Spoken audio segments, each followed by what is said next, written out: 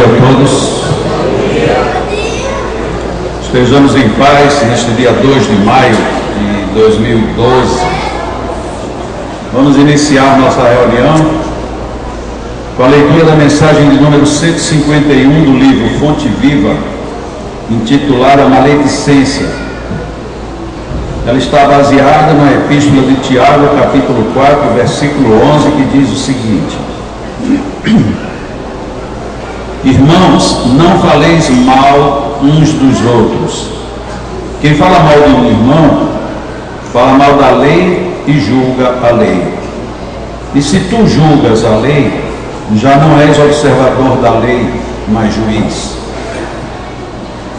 E o Espírito Emmanuel fez o seguinte comentário: nem todas as horas são adequadas ao rumo da ternura na esfera das conversações leais.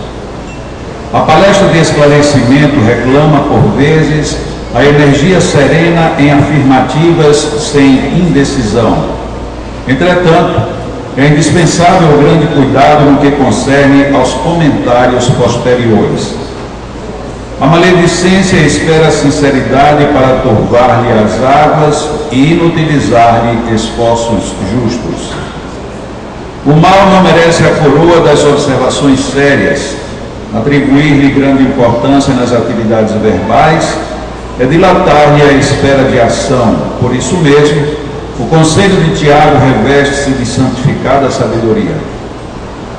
Quando surja o problema de solução difícil entre um e outro aprendiz, é razoável procure a companhia do mestre, solucionando a claridade da sua luz, mas que nunca se instalem na sombra, à distância um do outro, para comentários maliciosos da situação, agravando a dor das feridas abertas.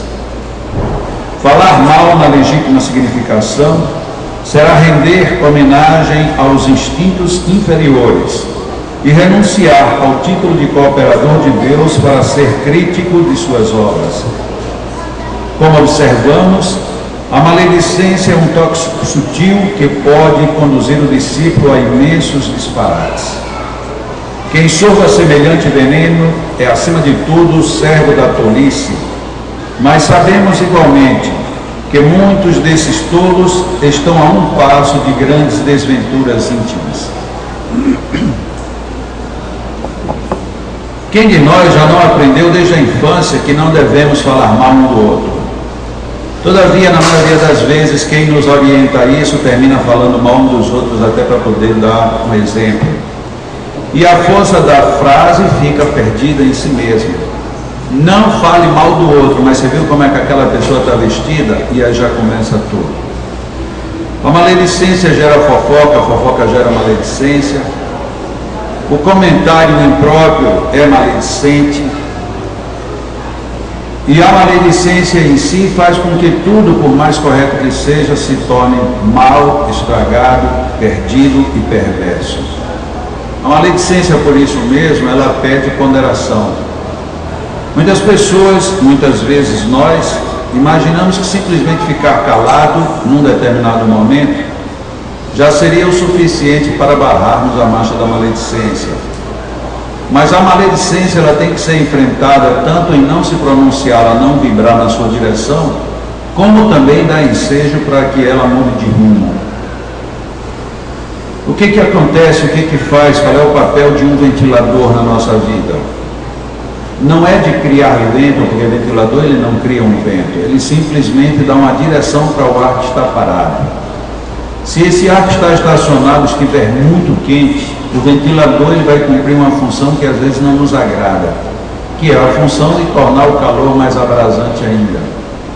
Ao contrário, quando nós queremos nos refrescar e a temperatura ambiente permite que a circulação do ar isso propicie, a gente aciona um ventilador e ele começa a soprar o que já existe e muda completamente a configuração do que está sendo percebido. Muitas vezes nós podemos fazer esse mesmo papel com as palavras. Quantas vezes alguém chega para a gente e diz: vou te contar uma coisa, vou te contar o que aconteceu, e o que foi. E quando começa a contar o que aconteceu, começa necessariamente a falar mal do outro. E a gente começa a dar ouvido, e dando ouvido, nós estamos dando propiciedade para que tudo isso se complique e comprometa a estrutura do todo que a gente poderia observar. É muito conhecida a reflexão de Sócrates, que manda que a gente primeiro examine as 3 verdades. Se o que eu vou dizer é certo, se agrada, se constrói. Se nada disso funciona, então para que dizer? Quantas vezes nós dizemos por dizer? E é tão engraçado, a gente quase sempre começa um diálogo quando não sabe o que dizer, de uma maneira totalmente estranha. A gente começa reclamando do clima, ou reclamando que alguém, se a gente está na fila de um supermercado, a gente começa a dizer que a fila está grande. Ou então, se a fila está pequena, a gente diz, ainda bem que hoje a fila está pequena, porque ontem estava terrível. E aí começa a falar da fila de ontem, já que a de hoje não dá para falar. É a partir daí que a gente começa a demonstrar o quanto somos maledicentes. E somos maledicentes nem sempre por maldade, mas por mero descuido de vigilância íntima. Ninguém precisa ser santo para não ser maledicente, mas ninguém precisa da maledicência para ir para canto nenhum. Nós podemos simplesmente trocar a maledicência por reflexões melhores. Se alguém nos diz algo desagradável, por que a gente não contrapõe com algo agradável? Estava conversando com uma pessoa esse final de semana e ela me dizia assim, não, mas eu estou tentando de todas as maneiras deixar de beber, mas todas as vezes que eu deixo de beber, que eu chego num lugar, as pessoas dizem, você não é homem não? Por que custa demais você tomar uma com a gente? Se você for homem, tome. E aí o que é que você faz? Aí eu tomo para mostrar que sou homem. Ele disse, muito pelo contrário, você está sendo não homem.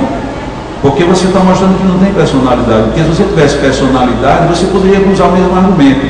Ele disse, tanto eu sou homem quanto sou mais do que você. Eu não preciso de beber para ser homem. Agora você ainda precisa beber para pensar que é. E a pessoa se desconcerta.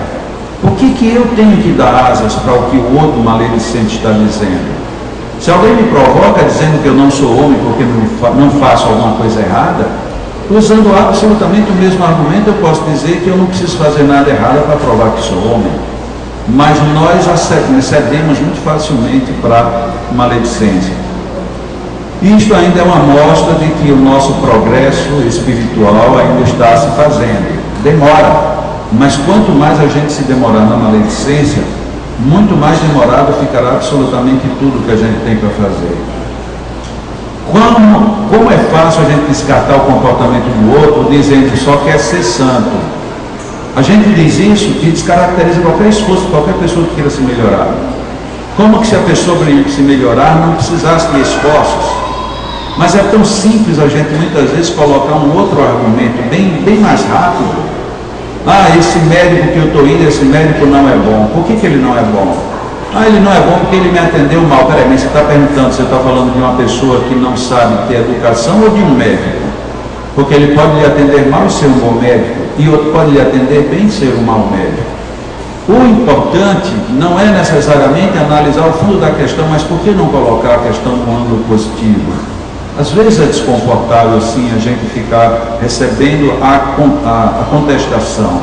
Mas se a contestação é por bem, por que não aceitar? Não aceitamos porque é melhor continuarmos no padrão em que estamos. O padrão da maledicência é um padrão muito cômodo, porque você fala, mas não precisa provar. Mas quando a gente pensa em termos de justiça, tudo que a gente fala precisa ser provado. Eu não tenho o direito de falar mal de ninguém se eu não puder provar que está fazendo, que a pessoa realmente está em erro. E por outro lado, nós temos ainda que pensar que a maledicência em si só, ela gera uma descompensação emocional, não só em quem diz, mas em quem ouve. E essa descompensação emocional vale a pena? Ela tem sentido? Qual é o sentido? Porque se vale a pena, ela não é maledicência, é uma observação, é uma corrigenda. Quem corrige pode corrigir, mas quem fala maledicência, quem faz maledicência, faz escondido. Se oculta atrás dos próprios erros, das próprias limitações. E não é justo a gente ser, como disse no comentário o Espírito Emmanuel, não é justo usarmos de muita maledicência, porque essa é uma forma que a gente tem de tentar burlar a lei. E na hora que a gente burla a lei, nós estamos tentando burlar o próprio juízo. E quando nós falamos das criaturas, nós estamos falando, de certa forma, do Criador. Tanto é verdade que usualmente nós costumamos dizer fulano é filho de. É filho de no sentido de que a estirpe vem de uma pessoa digna ou não. Mostrando que todos nós consideramos até certo ponto uma ancestralidade também na nossa persona. Por que a nossa ancestralidade ela só leva peso de memória quando este peso é negativo. Ah, você se lembra? Só podia ser porque olha filho de quem é. Mas quando a pessoa faz alguma coisa certa, a gente demora muito a lembrar de quem é filho, porque a maledicência está muito próxima ainda do nosso nível de reflexão. O estranho é que essa maledicência, ela nunca foi produtiva absolutamente para ninguém, e todo mundo sabe disso. Tanto nós sabemos que basta que alguém seja maledicente conosco e a gente já na mesma hora sofre uma situação de retaliação ou tendência a muito forte. Uma pessoa muito querida, que tem uma moral muito equilibrada, um dia ela foi confrontada com uma frase maledicente de brincadeira, e quase que eu desconhecia a pessoa. A pessoa estava falando algo sério, mas era algo que nem todo mundo sabia. E quando terminou, alguém olhou para ela e disse: bom, mas isso é você que está dizendo. Na realidade, era a pessoa que estava dizendo qual era a inverdade que tinha contida nessa frase. Não tinha nenhuma inverdade. Bom, isso é você que está dizendo. Só que a maledicência está implícita. É você que está dizendo, prove. É você que está dizendo, eu duvido. É você que está dizendo, mas não é verdade. É você que está dizendo, e daí, o que é que isso quer dizer? Ou seja, a gente começa a pensar no que aquela frase poderia suscitar, e a partir daí a gente sai do equilíbrio. Onde a gente poderia continuar muito equilibradamente. E isso é você quem está dizendo, sim, sou eu que estou dizendo. E acabou tudo. Mas aí a gente não, a gente diz, sim, sou eu que estou dizendo, e daí? Qual é o problema? Não acredita no que eu digo, está duvidando, quer que eu prove? A gente já entra numa contra-agressão muito violenta, mostrando o quanto a maledicência ela é prejudicial. E o outro que tenha dito isso só de brincadeira, ele vai dizer, não, desculpa, eu estava só brincando. Brincando o quê? Você acha que eu sou palhaço? E a gente se irrita, e a gente sai do eixo, e muitas vezes passa o dia totalmente desequilibrado por conta de uma brincadeira de mau gosto ou de uma maledicência. Deveríamos pensar assim melhor no que fazemos, no que ouvimos e como ouvimos.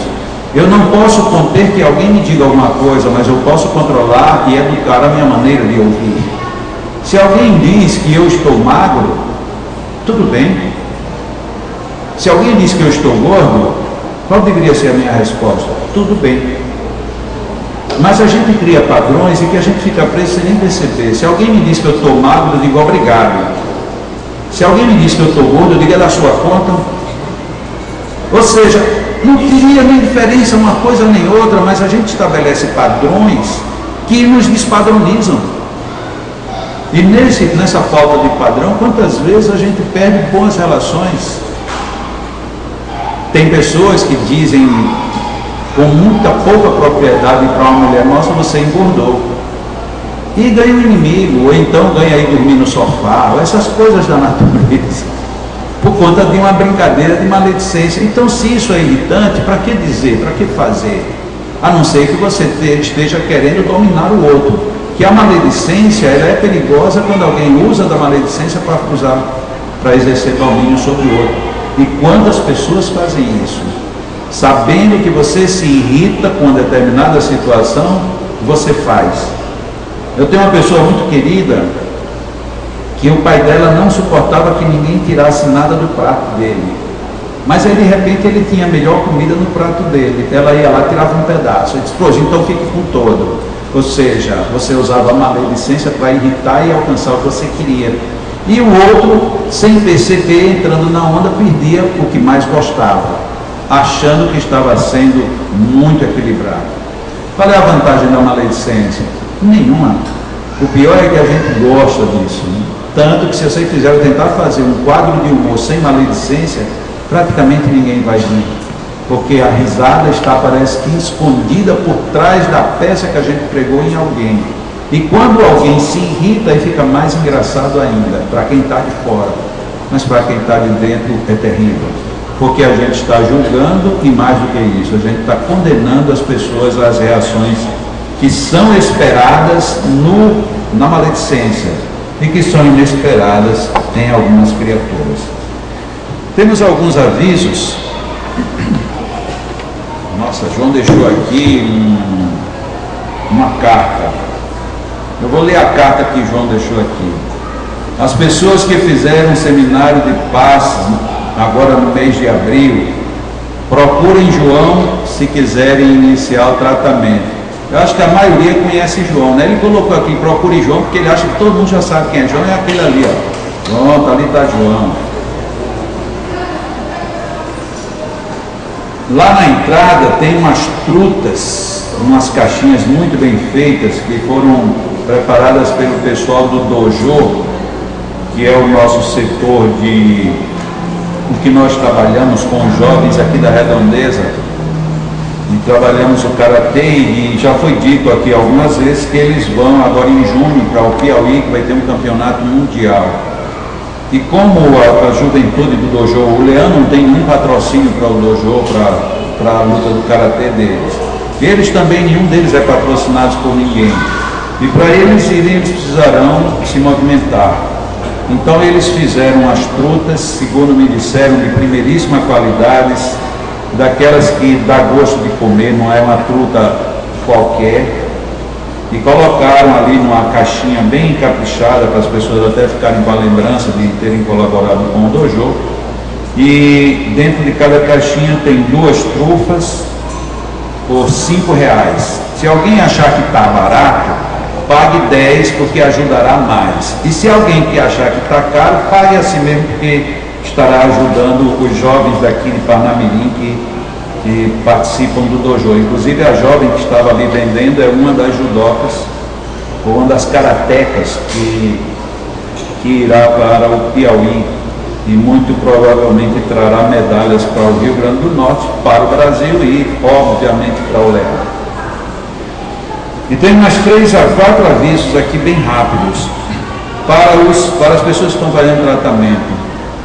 É imperioso que vocês façam as 2 entrevistas, a não ser quando alguém da coordenação diga que por algum motivo não vai ter tempo. A primeira entrevista é sempre feita antes do passe, e a segunda entrevista é obrigatória e é após o passe. Por que eu estou falando que é obrigatória? Porque como está havendo muita evasão da segunda entrevista, e isto é fundamental para a nossa pesquisa, se vocês que estão fazendo o tratamento acharem repetidamente que não devem fazer a segunda entrevista, nós iremos cancelar o tratamento. Porque é imperioso que a gente tenha a entrevista. É a única forma que a gente tem de melhorar as pesquisas. Ontem à noite, no nosso estudo, nós estávamos comentando sobre as possibilidades de avançarmos na terapia para as pessoas que têm síndrome do pânico. Como é que a gente pode chegar lá se as pessoas que estão fazendo tratamento não dão retorno? Como é que a gente pode avançar qualquer coisa na área da diabetes e da hipertensão se as pessoas que estão fazendo tratamento não nos dão retorno? Então nós precisamos disso.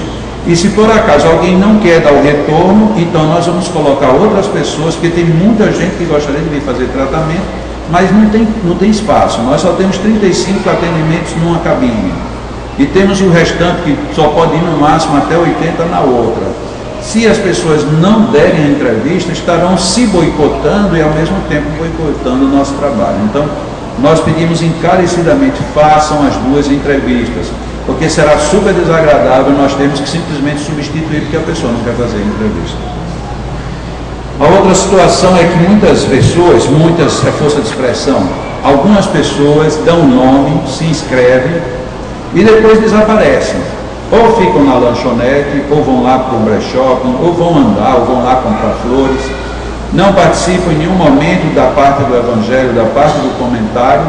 E quando chega aqui de volta, já passou a vez de receber o passe. Por conta do aumento de demanda, e isso vai ter que ter bloqueio também. O tratamento, ele não é apenas lá dentro da cabine, isso a gente diz quase sempre, o tratamento é desde a hora que começa. É ouvir esse comentário, é participar da mentalização, é o passo coletivo, é estar com a água cedo para ser magnetizada, é de certa forma ficar interagindo com os comentários. Quantas pessoas já saíram daqui beneficiadas por conta dos comentários que são feitos? E aí a gente fica se ausentando, e as pessoas ficam tendo que procurar onde é que quem vai receber o passo, onde é que está. Não irá ficar acontecendo isso, lamentavelmente. Nós tivemos uma reunião quarta-feira passada e achamos por bem de que o paciente ele tem que se interessar por si mesmo. Então é ele quem tem que ficar no salão, é ele quem tem que procurar saber qual é a vez, ele tem que estar atento. porque senão a gente vai ter que ter mais trabalhadores só para ficar aí procurando quem não está preocupado com o tratamento em si, está preocupado com o passe. E mais uma vez eu quero dizer com todas as letras, o tratamento não é só o passe, é o conjunto de todo o processo. E o último aviso é de que o pessoal que nos auxilia na digitação de cupons, a digitação já começou, já tem muitos cupons, e se a gente não começar a trabalhar logo no final, na reta final, a gente fica correndo muito e terminamos, como aconteceu da vez passada, perdendo alguns cupons porque não deu tempo de digitar todos. Então o ideal é que os digitadores que queiram colaborar conosco já conversem ali com a Delson, com a Vilma, e já peguem cupons para irem digitando conosco, ok? Eu peço desculpas, às vezes ter que dar esses avisos, mas não tem outra hora. Como não tem outra hora, vai ter que ser dado. Para dar esses tipos de avisos de forma individual não vai resultar, porque a gente não sabe exatamente quem está precisando ouvir. Então, dessa maneira, todo mundo sabendo, um pode ajudar o outro. Ninguém quer que ninguém policie ninguém, mas que a gente ajude o outro, estimule o outro a fazer o que é necessário. Tem algumas pessoas que acham, e a gente diz isso porque elas comentam aqui dentro mesmo, dizem, não, eu não vou dar outra entrevista para quê? Isso aí é só perda de tempo. Talvez pensem isso porque não sabem o trabalho que dá por trás da gente fazer a avaliação de fichas. Extrair não só o retorno para o passista como para o paciente, mas sobretudo poder ir tabulando métodos para ver como é que funciona melhor. Então, ou vocês nos ajudam nisso, já que a gente não pede praticamente nada a vocês. Deem apenas as informações e sejam honestos, não precisam dizer foi bom se não foi bom. Não estou sentindo nada se está sentindo, ou dizer que está sentindo uma coisa que não sente. Seja simplesmente honesto. Eu sinto isso, não senti isso, melhorei, não melhorei, piorei, passei mal, passei bem, estou reagindo. Diga o que achar conveniente dentro das perguntas que os entrevistadores fizerem. Estaremos não só ajudando o processo, como ajudando ao trabalho de todos, porque cada aprendizado que uma entrevista sugere, gera um aprendizado para todo mundo. E procurem se informar, a partir da próxima semana terá um folheto que vai ficar explicando tudo isso para todo mundo. Independente disso, todo mundo vai receber agora um folheto, mesmo quem já está aqui muito antigo. E nesse folheto nós iremos explicar como é que funciona esse atendimento à distância também, porque tem muita gente pensando que o atendimento à distância é chegar ali, dar o nome e ir embora. Não funciona. Quem está no atendimento à distância tem uma obrigação de ficar em sintonia e tem dia e hora certa e ainda tem que escrever, mandar por e-mail. Se anotou, deu o nome ali, não, mas toda quarta-feira eu vou dar o nome, não vou dar e-mail nenhum, pode ter certeza que não está sendo atendido. Porque o nosso atendimento à distância, ele não é mágico, ele não é milagroso, ele não acontece independente da gente querer, ele só acontece para quem está em sintonia. E o único caminho que a gente tem para saber da sintonia é saber lá na própria cabine se a gente consegue localizar, porque isso é localizado através de um fenômeno que nós chamamos sonambulismo, e depois só é confirmado pela resposta do e-mail. E isto é feito toda semana, absolutamente toda semana. Tem pessoas que dizem assim, não, mas eu passei 3 semanas sem escrever porque estava tudo bem. Ok, estava tudo bem, estava tão bem que você saiu do atendimento. Porque se você não se dá o trabalho nem de dizer como está, tem muita gente, mas é muito grande o volume de pessoas para ser atendido à distância. Então nós temos que participar disso de forma ativa. Tem muitas casas espíritas no Brasil, e eu posso até dizer, a maioria, mais de 90% das casas espíritas do Brasil, a gente vai numa urna e põe o nome. Mas aquele papelzinho ali entra naquela urna e ninguém só vai tirar ali quando é para esvaziar a urna. Muito raramente é olhado o nome de quem está ali dentro. No Leão, ao contrário disso, cada nome é analisado um por um. E as pessoas que estão em atendimento à distância são visitadas uma por uma. Não é feita uma leitura, fulano, fulano, fulano. Não é assim. Fulano está nesse momento nesse endereço, pausa. E é feita a sintonização da pessoa. Depois que é observado, o que é feito, o que é anotado, é que muda para a próxima pessoa. Portanto, é um trabalho muito sério, muito grave. Tem pessoas que chegam aqui sem saber e trazem 10 nomes. Infelizmente, eu sou obrigado a dizer a verdade. Os 10 nomes não entram no atendimento à distância. Não entram porque seria impossível fazer esse tipo de atendimento. Atender 10 nomes que nem sabem que estão em atendimento. Enquanto nós temos outros nomes que as pessoas estão sintonizadas, estão se correspondendo, estão estabelecendo a sintonia. Então, eu sei que é muito chato, acredito até que nenhum trabalhador do Leão gostaria de dizer isso que eu estou dizendo, mas a gente precisa saber como funciona. De vez em quando eu digo isso, mas daí passa 2, 3 semanas, aí começa a chegar a relação de pessoas de novo para ir para o atendimento. Não funciona assim. No Leão não funciona assim. No Leão o atendimento é individual, pessoal, personalizado e tem que ter retorno. E o negócio é tão sério, para que ninguém pense que eu estou falando só para o grande público, tem trabalhadores do Leão, daqui da quarta-feira, trabalhadores de camisa azul, que chegam ali e também trazem uma relaçãozinha com o nome.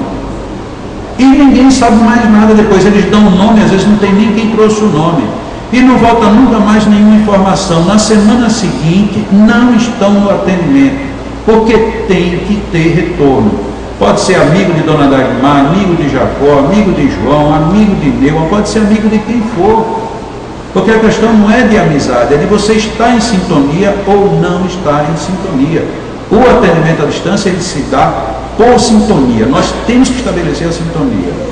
Eventualmente você não conseguiu, você estava num trabalho e não pôde de jeito nenhum, escreva: eu quarta-feira não pude porque nesse momento eu estava fazendo isso, isso, isso. Isso não vai lhe tirar do atendimento. Agora, você não escreveu, não disse nada, pode ter certeza absoluta, na semana seguinte você já não está no atendimento. Por quê? Porque são muitas pessoas, muitas, e essas muitas estão se comunicando. Vai ter continuidade quem continuar entrando no retorno e na sintonia. É um dos critérios. Alguém pode até dizer, mas esse critério não é perfeito, e não é mesmo, e sabemos. Mas pelo menos é o mínimo que a gente pode cobrar de cada um, é que quem estiver em tratamento com a distância se comunique, informe. Existe um e-mail, quem tiver dúvidas pergunte ali na entrevista. Quem não quiser ter dúvida nenhuma é muito fácil, jacomelo, tudo junto, @gmail.com, jacomelo@gmail.com. Ou então está na dúvida, entra no meu site, jacomelo.com, ou entra no site do Leão, leão-larespirita.org.br. Por qualquer caminho você chega a mandar o e-mail. Agora, esqueceu, não quero mandar dizer nem nada, tudo bem, não precisa pedir para cancelar, a gente já cancela naturalmente, ok?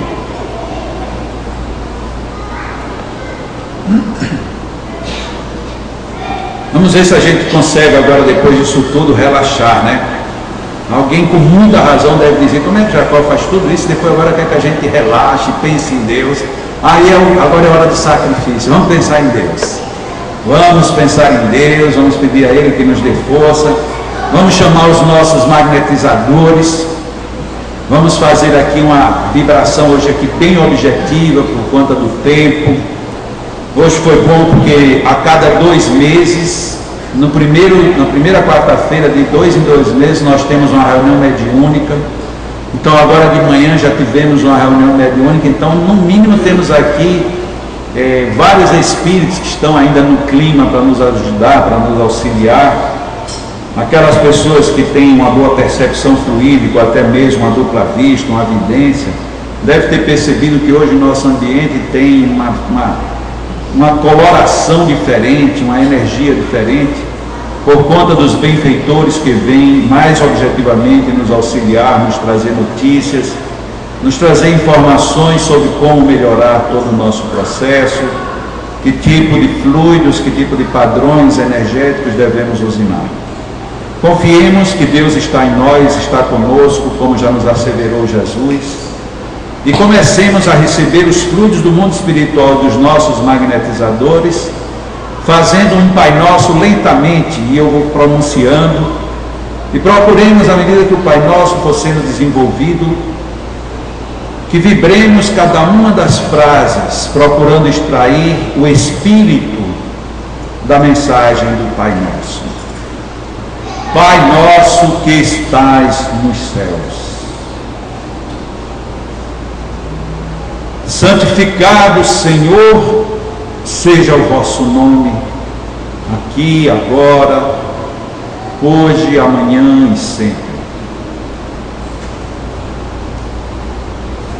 Venha até nós o vosso reino, de amor, de sabedoria, de bondade, de paz e de harmonia.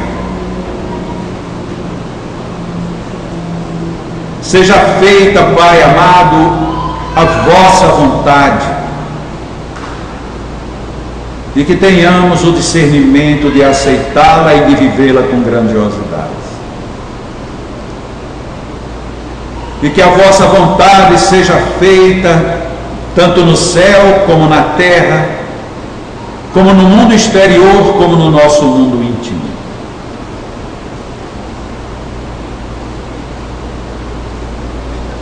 O pão nosso de cada dia, do corpo e da alma, das ideias e das emoções. Dai-nos, Senhor, como sempre nos destes no ontem, dá-nos no hoje e dai-nos sempre. Perdoai, Pai amado, as nossas falhas, os nossos deslizes, os nossos erros, os nossos equívocos, os nossos pecados. Perdoa-nos, Senhor, por todo erro. Da mesma maneira como perdoamos aos que erram conosco.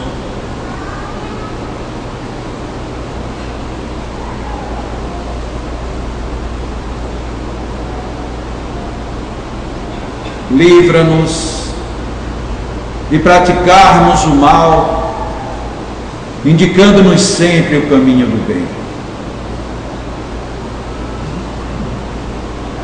Não nos deixa que caiamos nas tentações muitas vezes que nós mesmos criamos.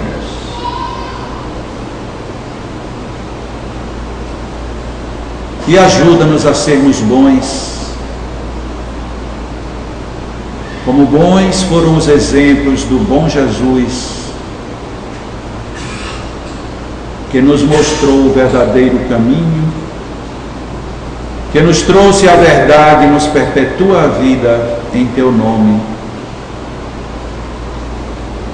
Porque teu é todo o poder, toda a sabedoria, toda a grandiosidade, toda a harmonia. Porque teu é todo o amor, toda a vida. Que assim seja. Os nossos magnetizadores vão magnetizar a água, e cada um de nós, em gratidão a Deus, reflitamos sobre a profundidade do Pai Nosso e mantenhamos-nos assim até que seja dado início a outra parte das nossas atividades desta manhã. Deus abençoa a todos nós, Pai amado, hoje e sempre.